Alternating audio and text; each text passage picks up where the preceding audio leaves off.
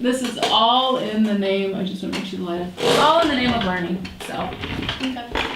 All right. Okay. My name's Piper Boyson. I'm Drew Jensen. I'm Emma Wood. And I'm Emma Janicer.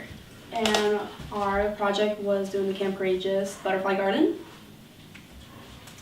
So, our process in deciding what to do was, our first decision was what to make our path out of, and we decided it was either between like concrete and like rubber surfacing for like they use for playgrounds and such.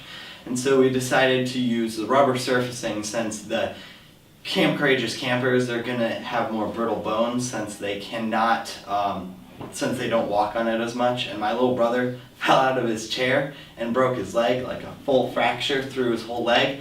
So we decided that if we had kids fall onto concrete, they would break their bones. But if they fell onto a rubber surfacing, they would just not break their bones. They'd like get a little injured and scraped up, but not as bad as like a full break. And then the second option was deciding between rubber mats and like a pour-in-place like rubber surfacing. And we decided that for our purposes, we were going to use the pour-in-place because rubber mats you would have to cut and like fix things to make our path the way we wanted it to be. And because we wanted we wanted it to be more curved, and a pour-in-place would be far easier to maneuver it that way. And then we also decided to add in platforms, as you can see in our little drawing there. We decided to add in the blue platforms because we wanted people to be kind of like surrounded by the natural aspect of things, and to be able to like be engulfed in like the beauty of nature. And then we decided to add the cheap butterfly attracting plants so that we could attract butterflies, as the purpose of the garden is. And we went with the cheap ones because they're just as effective and they look good as like the expensive ones, and you also get the economic factor of having cheap ones. We decided to add benches on two of the platforms so that you could have the aides of the campers sit down and like be in the moment with the campers as well, and just so other people could sit down. And then finally, the two statues, which it's kind of hard. No, not those. They're zigzag. Oh, okay. Yeah, they're like a little. It's hard to describe. I don't really know what. We have a how to picture say. later. Yeah. So we decided to add those so that it would look good in winter as well when all the plants are dead. And so yeah. Oh, I like that. And so here is our 3D model from Inventor. So you can see the two park benches here, the wave for the path, and then we have a little trail here.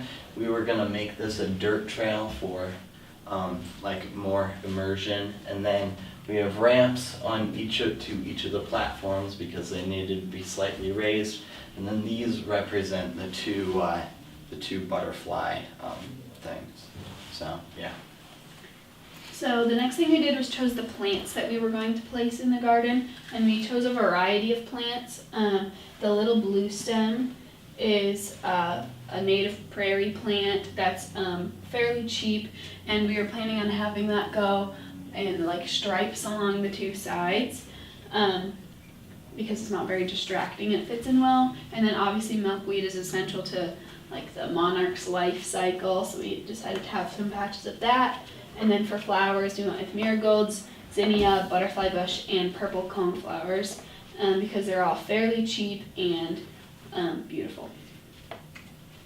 So for what those two things are, we're planning on taking inspiration from these two images and doing a more toned down, like manageable butterfly garden bed. all the plants we chose are perennial, so they will come up every year, so it's not any maintenance that they'd have to keep up with. So, yeah.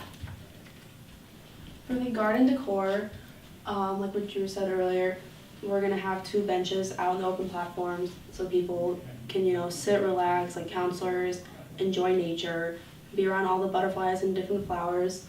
For the pour and play, that's the type of mat that we're thinking of doing, and that's gonna be the ground. For the statues, we want something kind of more, almost modern. It doesn't really but it's really cool, and the colors, and it'll be great also for when it gets really cold out too, because you still have a design there. And then for the rocks, the pathway, we're thinking of taking large river stones and putting them along the path so we can make things nice and neat and clean and not make it all messy.